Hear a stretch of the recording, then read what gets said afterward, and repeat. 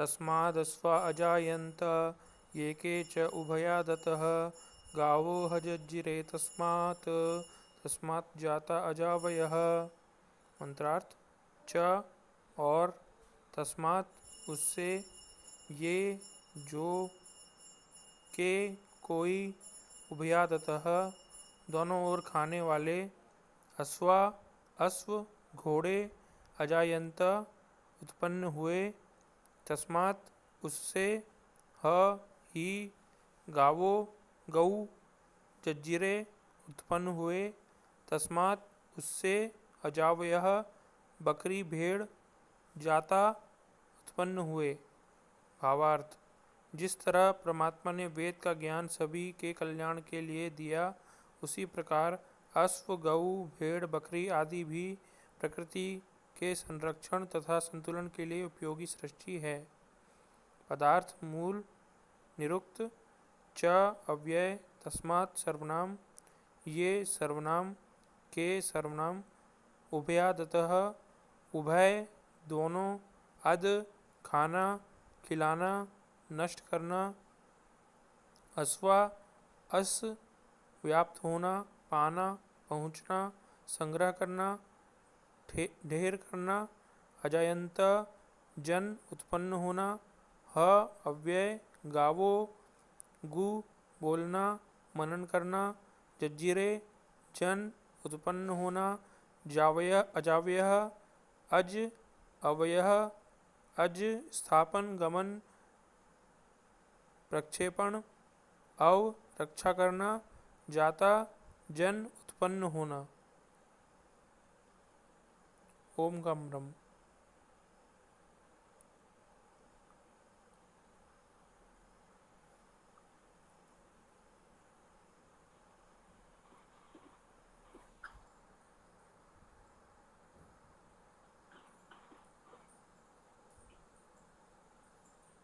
ओम गम ब्रह्म।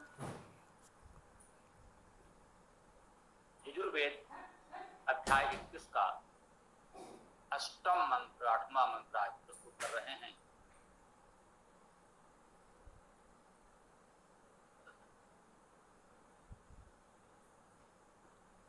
ओम तस्मात् अश्वा अजायन्तो ये के चाभयादता गावो हजज्जिरे तस्मात् जाता अजावया।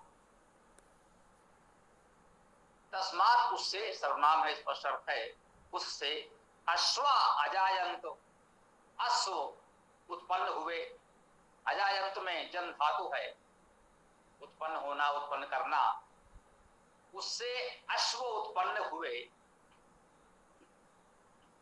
और ये के क्या उभयादता, क्या और ये जो के कोई, उभयादता जो उभय अदता, इसको हमें समझना होगा। उभय अर्थात दोनों, अदता खाने वाले। पहले हम वेद के शब्दों में उसे समझ लें, अपनी भाषा से जोड़ लें, फिर हम गंभीरता से उसका अर्थ समझने का प्रयास करेंगे तो सरलता होगी। गावो हजज्जिरे तस्मात्, गावो हा गाय गौ भी, जज्जिरे उत्पन्न हुए, तस्मात् उससे, उससे गो भी उत्पन्न हुए, तस्मात् जाता अजावया, तस्मात् उससे जाता उत्पन्न हुए, अजावया अज अवया, अज और अवय भी उससे उत्पन्न हुए। उससे जो कहा जा रहा है तो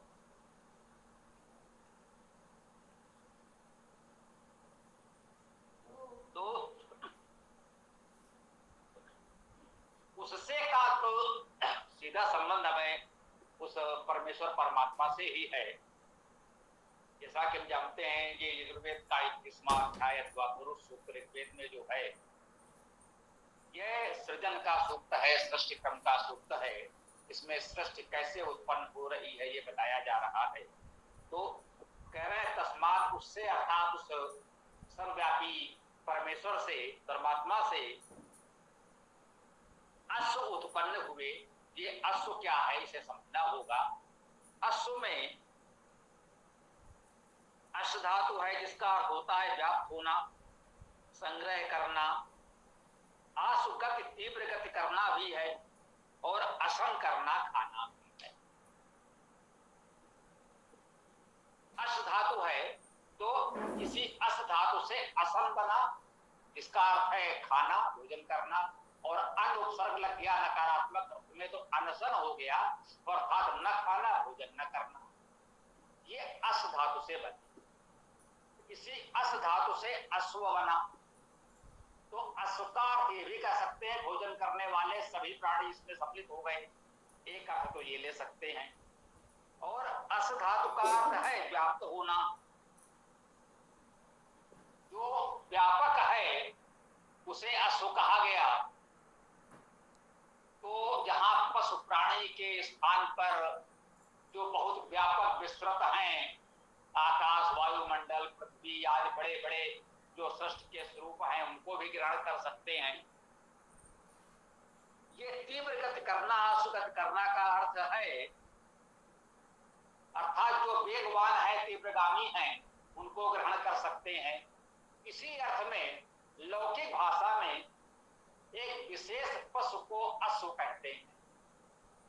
अश्व का अर्थ हुआ तीव्रगामी। वह पशु बहुत तीव्र गति से चलता है, इसलिए उस पशु को अश्व कहा गया। घोटक या घोड़ा भी कहा गया। हम लोग बोलचाल में घोड़ा कहते हैं, वर्तमान लोक भाषा में अश्व शब्द संस्कृत में अधिक प्रयुक्त होता है। उसे अश्व नाम इसीलिए दिया गया कि वह तीव्र गति का वाहक था, विशेष रूप से मनुष्य के लिए। वन में तो उससे तीव्र दौड़ने वाले बहुत से प्राणी हैं, वहां उसकी तुलना नहीं हो रही। बहुत से प्राणी हैं, वन्य पशु हैं, जो इस अश्व या घोड़े की तुलना में बहुत तीव्र गति से दौड़ सकते हैं, परंतु यह अश्व हमारे तीव्र गति का वाहक है, इसलिए इसे हमने अश्व नाम दिया। कि जब ये आधुनिक यंत्र उपकरण नहीं थे तो मनुष्य के वेग से चलने के लिए, एक स्थान से दूसरे स्थान पर जाने के लिए अश्व का ही उपयोग होता था। चाहे अश्व पर आरोहण करें अश्वारोही, या रथ पर हम आरोहित होंगे तो उस रथ को भी अश्व ही खींचेंगे। तो इस पशु को अश्व नाम इसीलिए दिया गया क्योंकि वह वेगवान था, तीव्रगामी था, इसलिए उसे अश्व कहा गया। लौकिक अर्थ में ये ग्रहण किया जा सकता है। तो जैसा कि पहले भी हम लोगों ने चर्चा की है, भैया ने प्रश्न भी किया था, तो ये लौकिक अर्थ है। वेद का जो मुख्य अर्थ होता है वह तो आध्यात्मिक अर्थ ही होता है। आज भौतिक, आज दैविक, आज लौकिक, आदि आदि अनेक अर्थ होते हैं। इसी को हम कहते हैं अनंतावय वेदा। वेद का अर्थ विस्तार अनंत होता है। देश काल परिस्थिति के अनुसार उसके हम अनेक भावार्थ करके अनेक प्रेरणा ग्रहण कर सकते हैं, परंतु वेद मुख्यतः आध्यात्मिक ग्रंथ है। उसका जो मुख्य अर्थ होता है वो आध्यात्मिक होता है। अर्थात हम सार्वकालिक सत्य की बात करते हैं।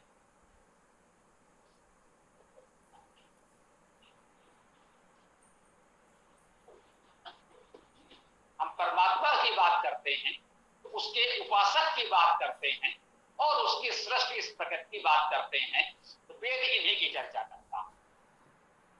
समानता वेद और किसी की चर्चा नहीं करता।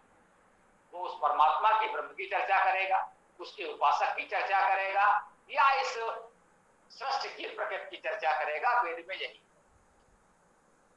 और इसी के माध्यम से हमें अपने जीवन के लिए बहुत सी प्रेरणाएं प्राप्त होती हैं, जिससे हम जीवन में अपनाकर एक शांतिपूर्ण आनंदमय जीवन जी सकते हैं। ये सत्य है। वेद ही हमारा संविधान है, उससे हमें सब कुछ मिलता है। उस आध्यात्मिक अर्थ को ग्रहण करेंगे तो अश्व का अर्थ हम यहाँ पशु नहीं करना चाहते। जितना बताया होता है, कोई उसका भावार्थ वो ग्रहण करना चाहे तो कर सकता है, वह भी ठीक है। मंत्र में ग्रहण किया जा सकता है, उसमें कहीं कोई समस्या तो नहीं आएगी, अर्थ करने में अर्थ पूरा हो जाएगा। फिर भी आध्यात्मिक अर्थ अधिक महत्वपूर्ण है, तो यहां पर अश्व का अर्थ होगा व्यापक। उससे अभी तो प्रकृति का सृजन हुआ है, और उससे पूर्व यह भी बताया गया कि पशुतान चक्रे वायव्यान आरण्या ग्राम्या चाहिए। पहले जब हमको बता दिया कि वायुमंडल में विचरण करने वाले उड़ने वाले पशु अर्थात पक्षी उत्पन्न हुए, वनों में विचरण करने वाले पशु उत्पन्न हुए, ग्रामों में रहने वाले पशु उत्पन्न हुए जिनमें हम भी हैं, उसके बाद वेद उत्पन्न हो गए। अब वो अश्व के उत्पन्न होने की बात क्यों करें, क्योंकि वो तो वनचर और ग्रामीण पशुओं की चर्चा पहले ही कर चुके, तो अब विशेष रूप से अश्व घोड़े की बात क्यों करेंगे।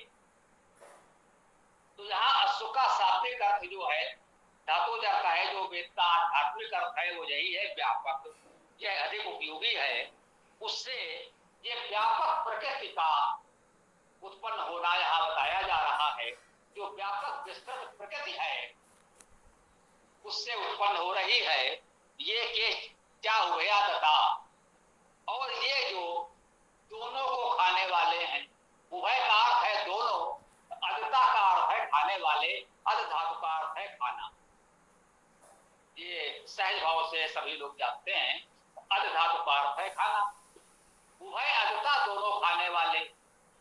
अब इसको भी लौकिक अर्थ में ये भी ले सकते हैं कि कुछ विशुद्ध घास खाने वाले प्राणी हैं, बकरी, घोड़ा, हाथी, गैंडा, छोटे बड़े बहुत से प्राणी हैं जो घास ही खाते हैं।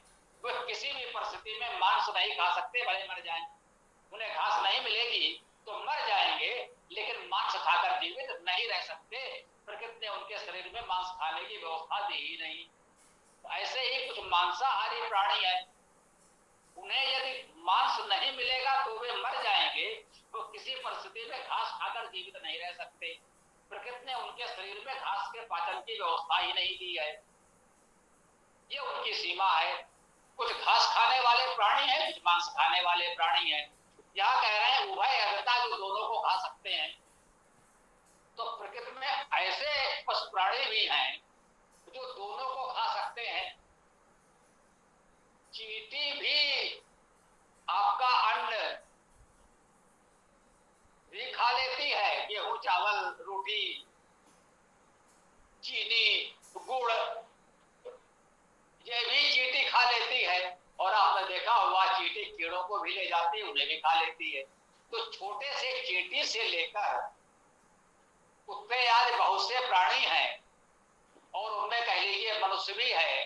प्रकृति ने यह सुविधा दी है कि परिस्थिति के अनुसार वे वनस्पति अन्न आदि भी ग्रहण कर सकते हैं और मांस खाकर भी जीवित रह सकते हैं।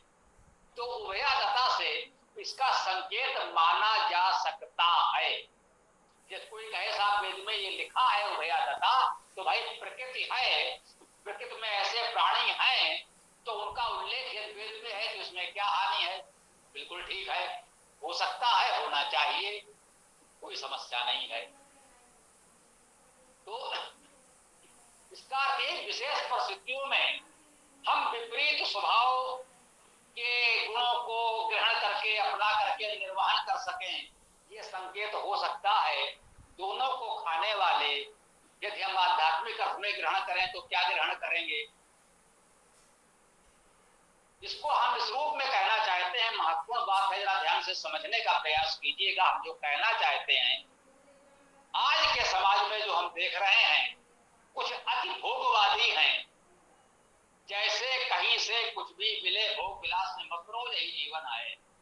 शेष ये आदर, सिद्धांत, धर्म आदि की बातें, धर्म अध्यात्म तो व्यर्थ है, ये तो लोगों ने बस ऐसे ही बना दिया है लोगों को भ्रमित करने के लिए। जितना भोग विलास कर सको, आनंद में रहो, यही जीवन है। एक तो ये है। एक पक्ष है जो बिल्कुल सर्व त्यागी है, सांसारिक मोह माया से बिल्कुल मुक्त हो जाओ, ऐसा उपदेश करते हैं। इस शरीर के पोषण में सजाने में क्यों लगे हो? बस केवल आत्मा परमात्मा की चिंता करो, उसी के ध्यान में, योग साधना में लीन रहो, सदैव ध्यान में समाधि में लीन रहो। ये अतिवादी विचारधाराएं हैं। बौद्ध जैन जैसे गृहस्थ से हट करके संन्यास लेने को वरीयता देने वाले मत हैं, जो पूरी तरह से अपरिग्रह और सर्वत्याग की स्थिति में आते हैं, अन्न जल त्याग करके वो प्राण त्याग देते हैं। बहुत से दिगंबर जैन साधु हैं जो वस्त्र तक धारण नहीं करते, बिल्कुल निर्वस्त्र रहते हैं, पूर्ण अपरिग्रह है, किसी सांसारिक वस्तु का अपने जीवन में उपयोग नहीं करते, बिल्कुल निर्वस्त्र रहते हैं, न कोई वस्त्र, न कोई पात्र, न कहीं कुछ भी ग्रहण नहीं करते। अब शरीर निर्वाह के लिए भोजन तो उन्हें भी चाहिए, तो भोजन तो गृहस्थ की पाकशाला में ही बनता है। तो वो क्या करते हैं, अपने हाथों में ही जो वो भोजन ग्रहण करके खा लेते हैं और वे जीवित रहते हैं। वे बड़े परम पूज्य आचार्य होते हैं अपने समाज। तो ये दो अतियां थी। वेद ने हमें मध्यम मार्ग सिखाया है। बहुत से मंत्रों में है, आप देखते होंगे बहुत से लोग उल्लेखित करते हैं कि मध्यम मार्ग वेद ने सिखाया। वेद सब कुछ छोड़कर सर्वत्यागी अपरिग्रही सन्यासी बनने की बात नहीं करता। वेद पूरी तरह से आपको भोग विलास में लिप्त हो जाने की राह नहीं दिखाता। वेद ने कहा है तेन त्यक्तेन भुंजीथा, त्याग पूर्वक भोग करो। तो दोनों प्रकार के स्थितियों का आप सेवन करें, आध्यात्मिक साधना करें, उस अध्यात्म का आनंद लें, इन सांसारिक जाल से मुक्त होकर मोक्ष को प्राप्त करें। तो वेद यह भी आपको सिखाता है, और वेद यह भी सिखाता है कि इस संसार में आपको जब तक भी जीवित रहना है तो आपको भोजन, वस्त्र, आवास आदि आदि समाज की, संसार की मूलभूत आवश्यकताएं, सुविधाएं भी चाहिए। उसका भी विकास करते चलें, उसकी उपेक्षा ना करें। तो उभयादता का हम आध्यात्मिक अर्थ ये ग्रहण कर सकते हैं कि हमें भौतिक और आध्यात्मिक दोनों दृष्टियों से आनंद में रहना है, दोनों का उपभोग करना है। उभयादता, दोनों का उपभोग करना है। भौतिक सांसारिक सुविधाओं का भी उपयोग करना है, और अंततः हमें इन सांसारिक सुविधाओं में लिप्त नहीं होना है। जीवन यापन के लिए इसका उपयोग तो करना है, परंतु इसमें लिप्त नहीं होना है, इसमें बंधना नहीं है, फंसना नहीं है। अंततः हमें वैदिक साधना उपासना के मार्ग से उस परमेश्वर को प्राप्त करना है। ये हमारे जीवन का परम लक्ष्य है। परंतु जीवन चलाने के लिए सांसारिक आवश्यकताओं की उपेक्षा नहीं कर सकते, अन्यथा जीवन ही नहीं चलेगा।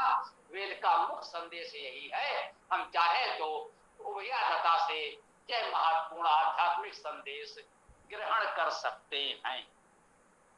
गावो है जंजीरे तस्मात, उससे गो उत्पन्न हुए। गो का बहुवचन गावा या गावो है। गावा विसर्ग का हो गया, संधि के नियम से हो जाता है, ये कोई बड़ी बात। गावो या गो शब्द बनेगा गो धातु से, जिसका अर्थ होता है बोलना, शब्द करना, मनन करना। तो जो वाणी है, शब्द है, चिंतन मनन है, वह भी तो उसी से उत्पन्न हुआ। हम पहले भी कह आए हैं प्रारंभ में ही कि जब सृष्टि का आरंभ हुआ तो उस पुरुष परमेश्वर से पहले प्रकाश और शब्द उत्पन्न हुए। यहां पर को कहा गया है, शब्द है, वाणी है, और मनन है, चिंतन मनन भी है, विचारशीलता भी है। तो हमें शब्दशीलता है, स्वाध्याय है, हम पढ़े समझें और उस पर हम चिंतन मनन करें, विचार करें, तब तो उसको अच्छी तरह समझ सकेंगे, तब तो हम वेद का पूर्ण लाभ उठा सकेंगे। प्रथम चरण तो वेद का पाठ करना है, बिल्कुल ठीक है। पाठ ही नहीं करेंगे, पढ़ेंगे ही नहीं, तो फिर क्या अर्थ समझेंगे और क्या विचार करेंगे? तो पहले हम पाठ करेंगे, फिर शब्द सा अर्थ भी सीखेंगे, और उस अर्थ पर हम शांत मन से, जिसे हम एक प्रकार से वैदिक ध्यान साधना भी कह सकते हैं, शांत चित्त होकर बैठिए और उस अर्थ पर चिंतन मनन कीजिए, विचार कीजिए, तब वो मंत्र पूरी तरह आपका अपना हो जाएगा, आत्मसात हो जाएगा। इसी को कहते हैं ऋषियों मंत्र दृष्टारा। फिर वो मंत्र आपका अपना हो जाएगा, आप उस मंत्र के ऋषि हो जाएंगे। तो यहाँ पर गावो गो शब्द का बहुवचन है। यहाँ गो से ये कहा जा रहा है, ये वेद तो उससे उत्पन्न हुए, अब वेद के शब्दों का स्वाध्याय करना, उसका चिंतन मनन करना, उस वेद के शब्दों को, मंत्र के अर्थ को आत्मसात करना और ऋषि स्तर को प्राप्त कर लेना, ये हमारे जीवन का लक्ष्य है। ये भी उसी परमेश्वर की कृपा से उत्पन्न हुआ है, उसकी कृपा से ही हम ये प्राप्त कर सकते हैं। तस्मात् जाता अजावया, उससे ही जाता उत्पन्न हुए, अजावया अज और अवया। अज आकार निषेध है, उपसर्ग के रूप में नकारात्मक है, जा उत्पन्न होना, जो जन्म नहीं लेता, जिसका जन्म नहीं हुआ, जो अजन्मा है वो अज है। तो अज तो केवल परमेश्वर है, वो अजन्मा है, उसका कभी जन्म नहीं होता, से सबका जन्म होता है, और जिसका जन्म होता है उसका मरण भी होता ही है। परमेश्वर अजन्मा है, तो यह भी ठीक है।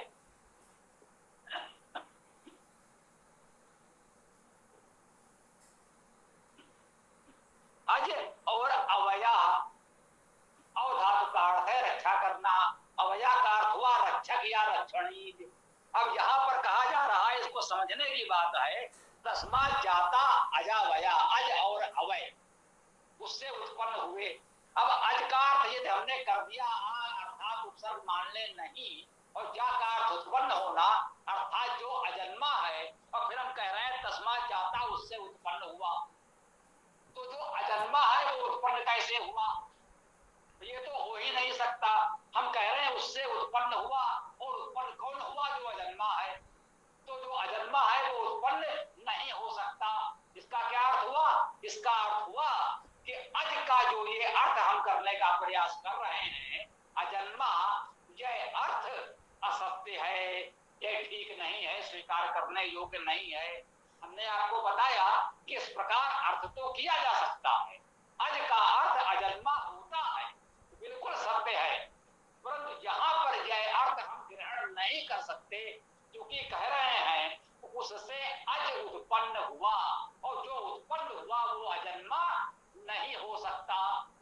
तो अज का अर्थ अजन्मा तो नहीं हो सकता, ये तो निश्चित हुआ। जब इसका अर्थ अजन्मा नहीं हो सकता तो क्या हो सकता है? अब हमें पुनः विचार करना पड़ेगा।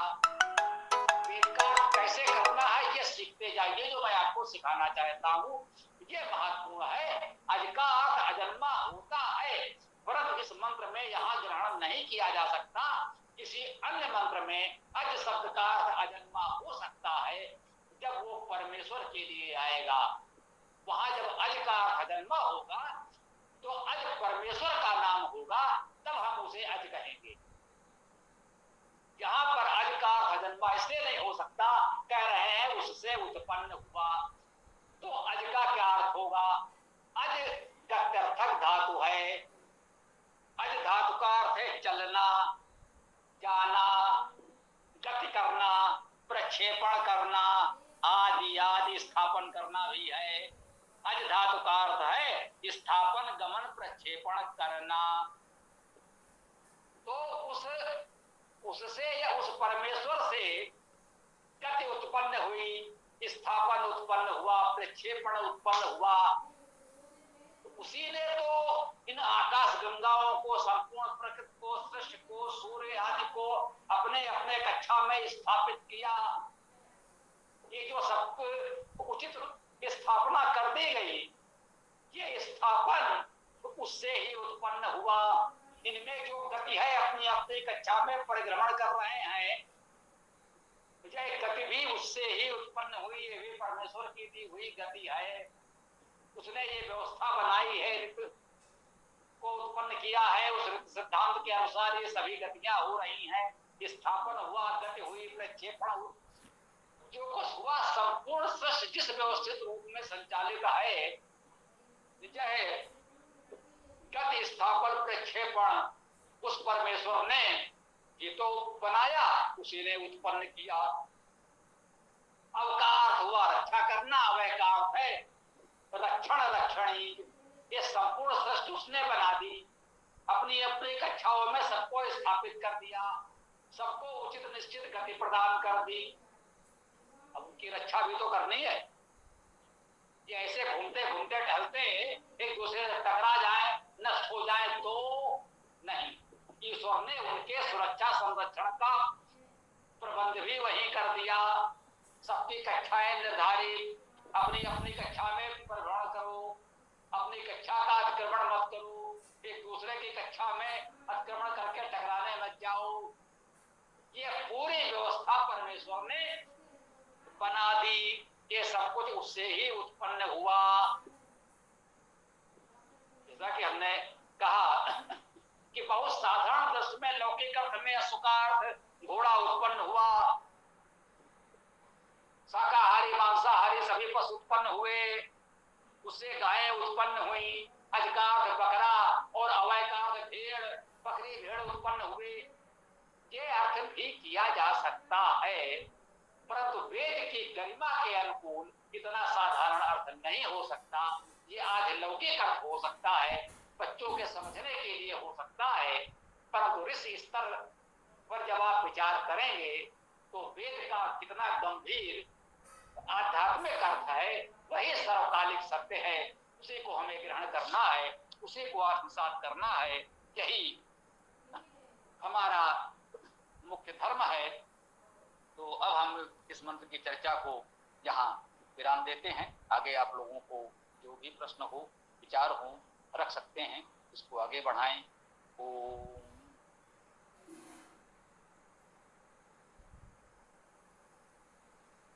स्वामी जी नमस्ते। तो इस अर्थ में अपन ये भी ले सकते हैं कि जो हमारा द्वंद्वात्मक संसार है वो प्रकट हुआ है। जी क्या कहा आपने? जो ये हमारा द्वंद्वात्मक संसार है, जहाँ मांसाहारी हैं, शाकाहारी हैं, जबड़े वाले हैं, बिना जबड़े वाले हैं, छोटे हैं, बड़े हैं, कनिष्ठ हैं, गरिष्ठ हैं, सबल हैं, निर्बल हैं, एक जीव शक्तिशाली दूसरे कमजोर को खाता दबाता है, आदि आदि। देखिए, मैंने कहा तो आप उसे साधारण लौकिक अर्थ में ले जा सकते हैं। जब उसका अर्थ घोड़ा और गो का अर्थ गाय करेंगे, अजावया का अर्थ बकरी भेड़ करेंगे, तो वो अर्थ भी ले लेंगे।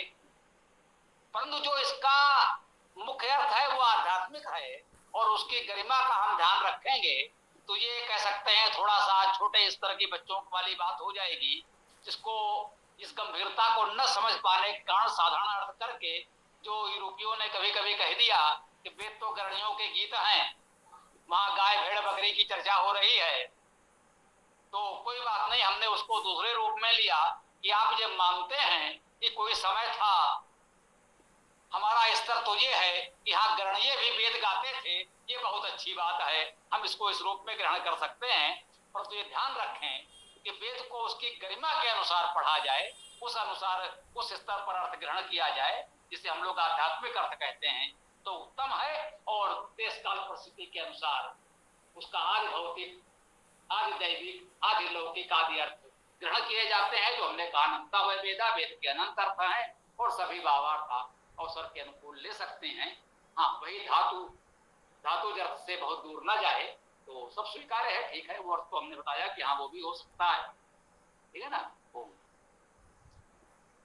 धन्यवाद।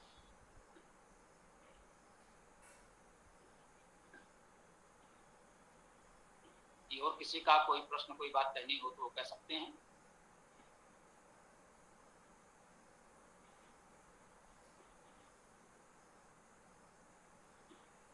हाँ, यदि कोई प्रश्न आदि ना हो तो पुलकित जी समापन भी कर सकते हैं। जी स्वामी जी, समापन करते हैं।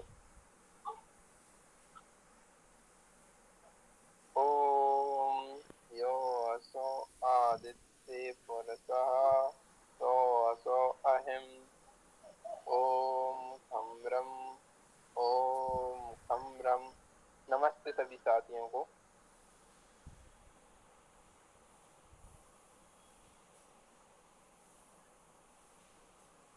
ॐ यो असौ आदित्ये पुरुषः सोऽसौ अहम् ॐ खं ब्रह्म ॐ खं ब्रह्म। सबको सादर नमस्ते।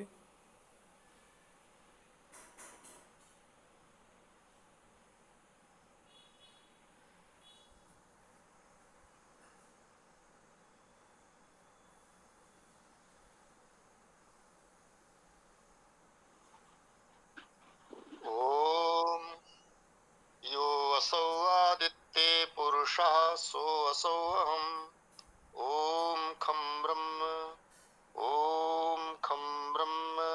सभी को सादर नमस्ते। ओम नमस्ते ओम।